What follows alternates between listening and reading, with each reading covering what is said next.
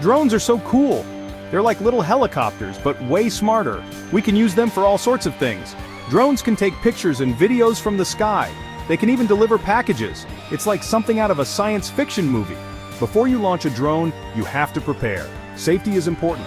We want to make sure our drone flies and returns home without any problems. First, you need to charge your drone's battery. A dead battery means a crashed drone, and nobody wants that. Next, make sure your drone's propellers are attached correctly. These little guys spin super fast and lift the drone into the air. Now it's time to connect your drone to your controller. This is how you'll tell your drone where to go. Make sure you're in an open area, away from trees and buildings. You don't want your drone to get stuck.